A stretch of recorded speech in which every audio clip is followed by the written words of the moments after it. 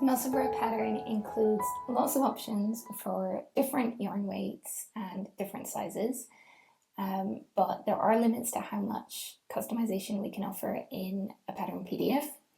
And I also know that some people want to make other changes or find the way that the stitch counts and sizes are displayed in tables kind of tricky to read in the PDF pattern. So we've created this customization spreadsheet that will allow you to both further customize the pattern to suit your style, your fit, your yarn, and that will allow you to work off of a single written pattern that has only the stitch counts that you need for your size and gauge combination. So the way this spreadsheet works is that it's divided into two sections.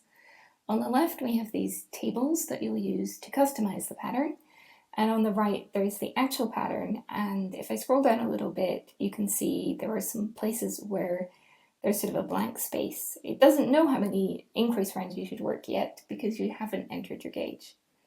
And if you're not familiar with Musselburgh already, the way it works is that rather than making a gauge swatch and trying to match the designer's gauge, or even entering your gauge into something like this, you'll cast on with your yarn and a needle size that seems appropriate, and you'll work some increases for the crown until you have enough fabric to measure your gauge on your actual hat. And then you'll use that stitch gauge to figure out what your stitch counts should be for the size you want your hat to be. So in this customization pattern, once you get to that point and you've measured your gauge, then you'll go over here and you'll enter that number, and then that will mean the stitch counts or the number of increase rounds update. So I'll just show you that. So let's say our gauge is 5 stitches. So a total of 5 increase rounds will need to be worked for the size I've got entered. So what you want to do to start with is pick the measurement units that suit you. So if you click into that, then you can use this little arrow on the right. This one is kind of just a visual indicator that this is a drop down, since Excel doesn't make that very obvious. So if you click on it on the right, you can then choose centimeters or inches. And I don't know if you noticed that, but when I changed it, it changes the sort of references to centimeters and inches throughout the patterns, and it will also change the numbers. So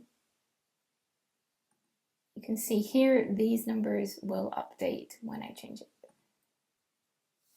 So you have the standard measurements for the head circumference, the sort of finished hat length with the brim folded up, and the length of that folded brim in here. And then you can fine tune any of those by entering your customized number on the right. And you want to enter the numbers without either centimeters or inches, and you will get some errors if it doesn't think the numbers you've put in make much sense. So if it's telling me the circumference for a baby-sized hat would be to fit a head that's 40.5 centimeters, but maybe I'm knitting for a kid with a pretty big head, so I actually want to make that a little bit bigger. That seems fine, but maybe I want to make something for my child's small doll and I want it to calculate for a head circumference of 10 centimeters, and I will get an error there. It says that doesn't sound like a human head. Just the way that the calculations work for the shaping, it is limited to kind of a reasonable range of human heads, and it won't work for calculating something like a hat for a miniature doll. So you will get some data validation errors if your numbers don't make much sense. Often the issue will be that maybe you're entering a number that would make perfect sense in inches, but you've set it to use centimeters. So always double check if you get an error that you're actually using the measurement units that you want to be. And if you put in something dramatically different here for the head circumference to the standard measurement, then it will override the size you've got selected. So maybe I say, actually I'm knitting for an adult, I'm going to do 65 centimeters. Then you can see these lengths will update based on that. This will override everything else rather than using everything else from the size you've selected. It just seems like that will be the easiest way to make sure that if you don't enter any custom lengths, that the lengths will make sense with the head circumference that you entered. I can take that out, and then I can also adjust the lengths. So maybe I'm actually knitting an adult medium, but I want it to be a bit slouchy. I want that kind of more hipster space at the top. I want a bit of slouch at the top. So let's see, maybe I'll add on a few centimeters for that. And I like a really deep turn up, so I'm going to make that 9.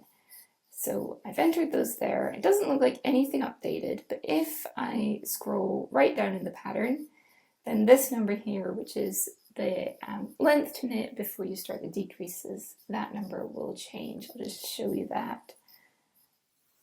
The final calculator included in the spreadsheet is one that will allow you to knit the hat to whatever length will maximize your yardage. So this will override any customizations you've put in to the length, and what you'll need is a scale so that you can weigh how much yarn you have left after working the increases. So you want to enter the total weight of your skein. Ideally you'll weigh it before starting, but the label weight should work fine.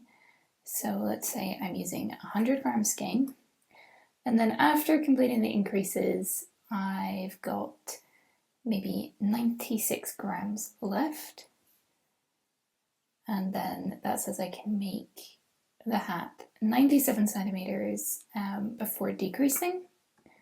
If perhaps I only have 90 grams left, you can see that changes quite dramatically.